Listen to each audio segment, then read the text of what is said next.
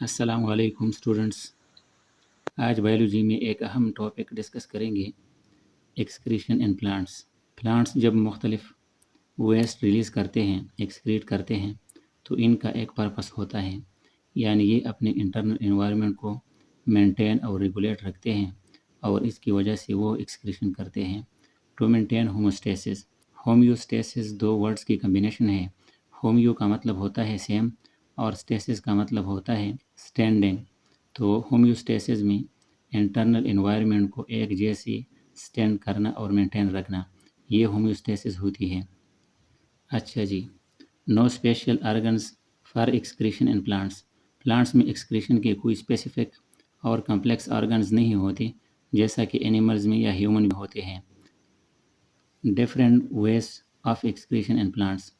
Plants میں excretion کے products بھی مختلف ہوتے ہیں، اور ایکسکریشن کے میتھڈز بھی ان میں مختلف ہوتے ہیں، اور مختلف طریقوں سے یہ ایکسکریشن کرتے ہیں۔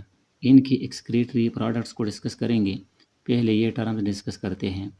All the times oxygen require for respiration, یعنی 24 اور ہر وقت ریسپریشن پلانٹ باڈی کے اندر کنٹینیو رہتی ہیں، اور اس ریسپریشن کے لیے یعنی گلوکوز کی بریک ڈاؤن کے لیے آکسیجن ریکوائر ہوتی ہیں۔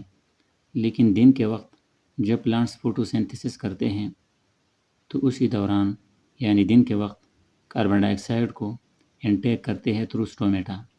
پھر دوسرا ٹرانسپائریشن دن کے وقت ہوتا ہے، اور اس کے ذریعے پلانٹ کے ایریل پارٹ سے یا لیف سے اسٹومیٹا کے ذریعے ایکسٹرا واٹر ریلیز ہوتا ہے دن کے وقت۔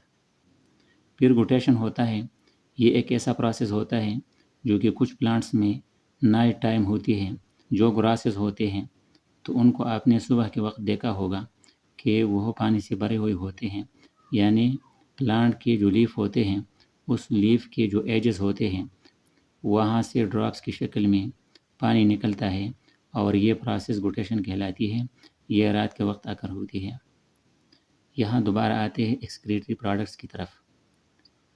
پلانٹ کے ایکسکریٹری پروڈکٹس میں کاربن ڈائی آکسائڈ، آکسیجن، واٹر اور میٹابولک پروڈکٹس شامل ہوتے ہیں۔ کاربن ڈائی آکسائڈ اور آکسیجن، یہ جس طرح ابھی بتایا کہ یہ ایکسچینج ہوتے ہیں پلانٹ باڈی میں ڈیورنگ فوٹوسنتھسس اینڈ ریسپریشن۔ اس کے علاوہ واٹر ہوتی ہے، تو واٹر جب پلانٹ باڈی میں ضرورت سے زیادہ یا نارمل سے زیادہ ہوتی ہے تو پھر ٹرانسپائریشن کے ذریعے پلانٹ باڈی سے نکلتی ہے، یا پھر گوٹیشن کے ذریعے باہر انوائرمنٹ میں ریلیز ہوتی ہے۔ اور تھرڈ نمبر میٹابولک پروڈکٹس ہوتے ہیں۔ یہ وہ پروڈکٹس ہوتے ہیں جو کہ میٹابولزم کے نتیجے میں اکمولیٹ ہو جاتے ہیں پلانٹ باڈی کے اندر اور پھر ریلیز ہوتے ہیں۔ ان میں پہلے لیٹکس ہوتے ہیں۔ یہ لیٹکس ربر پلانٹس وغیرہ سے ریلیز ہوتے ہیں، یا اس جیسے دوسرے پلانٹ سے ریلیز ہوتے ہیں۔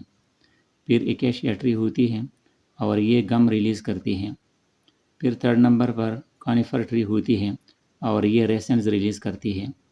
لیڈی فنگر میوسیلیج ریلیز کرتا ہے۔ تو یہ مختلف پلانٹ اور ٹریز ہوتے ہیں، اور یہ مختلف میٹابولک پروڈکٹس ریلیز کرتے ہیں۔ یہ پروڈکٹس یہ جو ریلیز کرتے ہیں ان کی کمپوزیشن ڈیفرنٹ ہوتی ہے، یعنی کاربوہائیڈریٹ اور پروٹین کی کمپوزیشن ان چاروں میں مختلف ہوتی ہے، اس لیے ان کے نام بھی مختلف ہیں۔ اور یہ فوڈ تھکننگ میں یوز ہوتے ہیں، یعنی فوڈ کو مور کنسنٹریٹڈ بنانے کے لیے ان میں سے زیادہ تر فوڈ میں یوز کیے جاتے ہیں۔ اس کے علاوہ ایڈہیسو پروڈکٹس میں بھی ان کو استعمال کیا جاتا ہے۔ جو پینٹنگ کے پروڈکٹس ہوتے ہیں تو ان میں بھی ان کو یوز کیا جاتا ہے۔ یہ آج کا ہمارا ایک مختصر ٹاپک تھا، excretion in plants. Okay, thank you.